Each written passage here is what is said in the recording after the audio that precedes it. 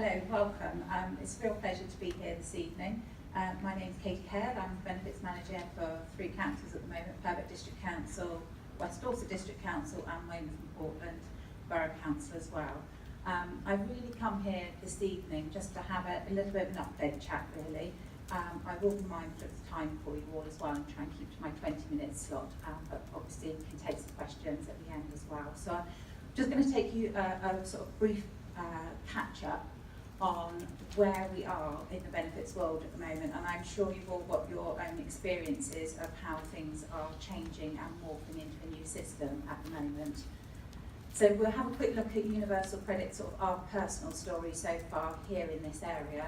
We'll have a quick look also with regards to the fact that supported landlords actually don't quite come into the categories the same, and also we'll have a quick look at when housing benefit becomes universal credit, and that's quite a confusion at the moment, particularly for tenants as well. So if your tenants don't know what they need to claim and when they need to claim it, that also has obviously a very quick and direct impact onto you with regards to the speed of payments of required and necessary benefits for you. And we'll just give a quick look at the LA info. So hopefully I'll get that through quite quickly and get that into the 20 minutes. So really it was just a really bit of a recap to how we've got to where we are now. So for those who have had tenants or have tenants who have some financial assistance and have for a long time, you'll be very familiar, very used to liaising with or supporting your tenants, liaising with the local authority. For many, many years, housing benefit has been that benefit. So when your tenant is either struggling to pay their rent and needs full support or needs some partial support with the finance, it's been your local authority that has been handling that for you. So nationally, as you're aware, there has been a major shift in lots of welfare benefits, and that includes what we're referring to as legacy benefits. And so we now have a new national benefit called universal credit. So universal credit, it's worth recapping that they are 5 legacy benefits that they are basically mopping up and trying to put in to one new universal credit. Some people feel that universal credit is quite an interesting categorisation because it's not really universal, because the moment they designed it, they started taking certain categories straight back out of it again. So it's not quite universal. The main benefits that we're looking at are housing benefit, income support, job seeker allowance if it's income based, employment support allowance when it's income related, and tax credits. Now tax credits include both working tax credits, somebody might be claiming, and child tax credits. It can be either or both. So as you can see, your tenants, if they were in receipt of any of those financial supports, at the moment they might have been receiving some housing benefit for the local authority, but then the DWP or HMRC might have been paying other benefits. They could have been having 3 different types of benefit coming into their bank account at different times of the month. Some paid weekly, some paid fortnightly, some paid monthly. And what they're now doing is transitioning that into a 1-month single payment. So it's a really big change to customers of ours and tenants of yours who are experiencing this transition. So here within West Dorset Council and Weymouth and Portland Council, from the 6th of December of 2017, we went into what's called full service. And we also in Purbeck, yes, it was Purbeck for the 17th of January. Now what full service simply means is that prior to that, there have been lots of mini rollouts across the country. They've rolled universal credit out nationally in different areas, at different paces, at different times, and they keep adjusting their timetable. So originally, we only were having single working aged people who were becoming new job seekers who would go on to universal credit. Now that changed for us from the 6th of December, primarily in the 17th of January, which meant that if you claimed a new claim to any of those legacy benefits, it would mean that you would have to claim universal credit if you were working aged. So that's really important that you do remember. If you have pension age tenants, this does not affect them at all. They still come to the council for their housing benefit as they always have done.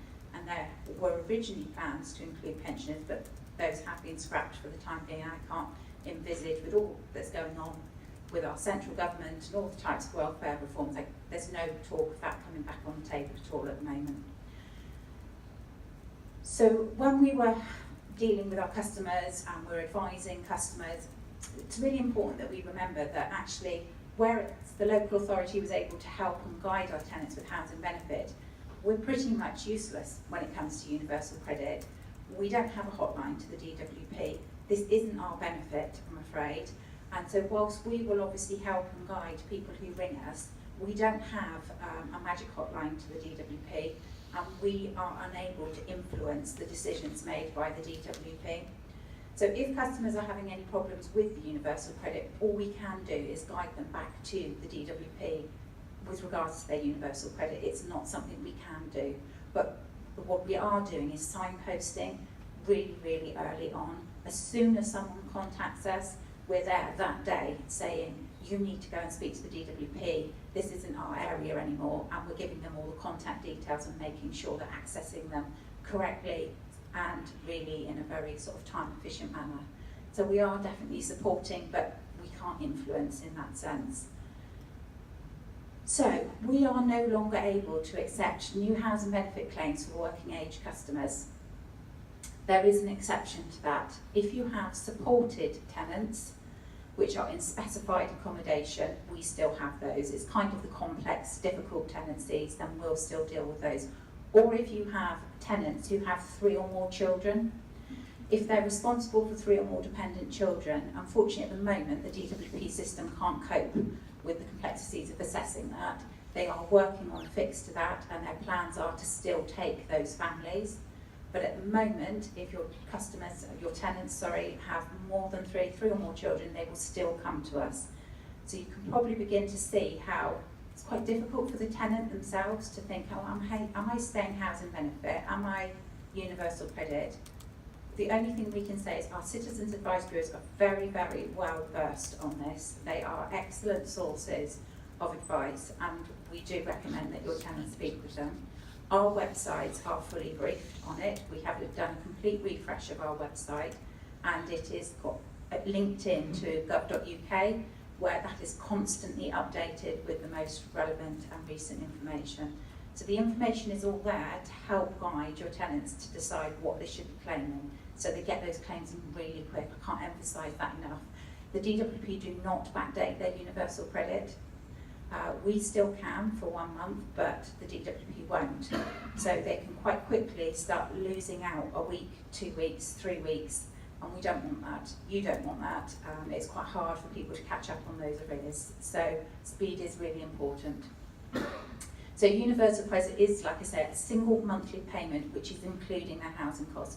So where they've been used to their rent money coming in separately, it's just educating, it's making sure people are aware that when they get their payment, that includes what was housing benefit. It's not in addition to, there's not another payment due, you've got to pay your rent out of that money. There have been a few instances where people have just thought, oh, universal credit's generous, excellent, and they haven't realised that their rent money is in there, they've been looking for it elsewhere. So existing housing benefit customers may have to claim universal credit. I will tell you, actually I'm going to tell you a little bit about that now rather than later. If your current tenants receive housing benefits, so either you receive it directly from us here at the local authority, or they receive it, and you may not necessarily be aware some of your tenants are receiving it in that situation. If they have a change, that may actually trigger that they have to move to universal credit. We will help them with that. We will help them with that transition. We'll let them know, we'll guide them, and we'll sort them through that process. So that is there for them. Our caseload is shrinking, which I will show you in a moment. What will happen, and they say from 2019 will happen, is that there is something called managed migration. So at the moment, it's only triggered a claim to a universal credit if they make a new claim to one of those previous legacy benefits. That won't happen for everybody. Lots of people will just stay happily on housing benefit, and there's nothing triggering them going to claim universal credit. What the DWP therefore then plan to do is, once they've got through everybody onto live service, they'll then come back round in the loop, if you like, and then they'll start removing and moving all those housing benefit customers onto universal credit whether something in their circumstances triggers it or not. And that's what's referred to as managed migration. They're saying nationally it will happen next year. We don't have any dates, we don't have a timetable, we don't know ourselves to manage our own services with regards to caseloads. The only thing I would say is at the moment we're expecting that date to move. This is a huge transition. If the only thing I can really correlate it to is that customers used to be able to claim incapacity benefits, and they changed incapacity benefits and they changed those onto personal independence payments. That's taken them about 8 years to do that, and they're still struggling in appeal courts with it. The volumes and the numbers nationally to move everybody who's on housing benefit, who's working age into universal credit is extensive. So it is going to be a long-term project that we're working with the DWP very closely on. So just having a sort of quick flick through that. The universal credit, if you have a tenant who claims universal credit, they access it online and they have what's called an online journal. They have a work coach at the DWP, but they do all of their communication through their work journal. So they can add notes and they can communicate quite freely with that. What I would suggest is that having awareness that helps you manage what your tenants are telling you. So you can speak to your tenants and say, have you added that to your journal? Check back in with them, put it on your journal. And they do get responses. It is positive, they do get communication back, so please do encourage them to use that. UC is administered obviously by the DWP, not the LA. Yeah, we are working with the CABs and they have been fantastic. We are offering something called personal budgeting support.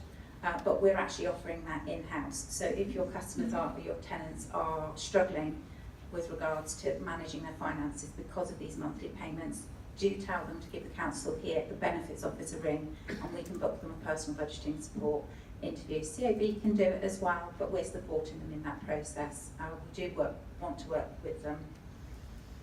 So our caseloads are being affected. They're not massively affected yet. This is going to pick up speed. We're coping at the moment with regards to the fact that obviously our workloads are going down with regards to the new claims. But what Universal Credit does for your tenants is that it changes their payment every single month. If they are a working in-work Universal Credit customer, their wage will be reassessed every month in real time. So whatever they receive one month, if their wage changes, they'll receive a different amount the next month. We are therefore then receiving those files as well. So your tenant's money will be changing quite significantly, which again is why budgeting is quite difficult. We all know budgeting can be quite difficult, but you need to, if you've got consistent income, you can budget and you can plan, but if your income changes every month, it becomes harder to budget. I don't know, will these slides be sent out afterwards? Okay, so you don't need to write this one down. This is the link to the gov.uk. Every single thing you need to know as landlords with regards to a tenant who receives universal credit is on that website. It's a really good website, so I would really encourage that you go in, have a read and brief yourself. If you don't have tenants yet who are on universal credit, you will. It's definitely picking up speed. If the tenant is having particular difficulty, you may have had experience yourself where you've come to the local authority and said, oh, my tenant's in arrears, I'm not getting housing benefit. Are they getting housing benefit? Could you send it direct to me?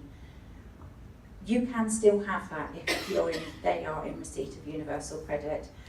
With regards to that, you can apply online. I've actually written down a form number for you, so bear with me.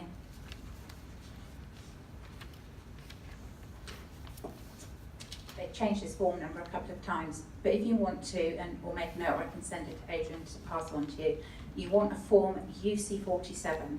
And what that form will do is you should be able to apply online, but you have to have a secure email address, which most people, unless you're a government organisation, don't have a secure email address, but you can download it, you can print it, send it off, and the addresses are all there. You can make a request to say, could we have this payment direct, we're in arrears. You don't have to wait till then. We have been advised that when they fill in their application form, there isn't a bit anywhere in the form for them to say straight away, can I have my payments sent direct to my landlord? What they can do on the original application is immediately put it onto their journal. So if they type it onto their journal and say, perhaps I've got some particular problems at the moment, or I've had arrears problems before, I've had a really good landlord who's taken me on now, but I don't want to get into difficulties again, can you make sure you pay it direct to my landlord? What we're hearing is that they are paying them straight away direct to the landlord. So that's also a useful thing for you to be aware of. The managed payments are where they can actually just split them out. You may have an incident where actually one partner's receiving all of the money, it's one payment now, don't forget, and maybe they're the ones who have got a problem and not budgeting properly, and it can be split, it can be sent to the other person in the partnership as well. Yeah, a new facility, something we don't do as a local authority, is if you have rent arrears, as well as getting future universal credits sent to you to secure the tenancy, they can also help you collect your rent arrears. So that's something we don't do as a local authority, and you can also do it through exactly the same form of evidence what the arrears are, and they can help collect that for you, because they can take up to 20% of the universal credit payment that's due to them and pay that directly to you as well. So that is a benefit for you. Okay. Just to, I've covered a little bit of this, but the best guidance, I'm picking these notes up for a colleague, the best guidance is on the website. With regards to when a customer needs to claim universal credit, they will either be told themselves when they go to claim one of these legacy benefits, but one of the things to watch is if you've got tenants moving in from another area, a change of area will usually trigger a universal credit claim now. So they may have been on housing benefit at a previous address, they move into a new area, and therefore then it becomes a new universal credit claim because they're having to make a new claim for housing benefit, and that's a legacy benefit. That is one of the ones that tenants tend to miss. And they immediately come because they always have to the local authority. And like I say, we are up to date with it. Every day the form comes in, we're checking and we're signposting. So we're on it at the moment. Other authorities aren't quite as on it. And so of course, if that sits in someone's work tray for a week, they've missed a week's rent.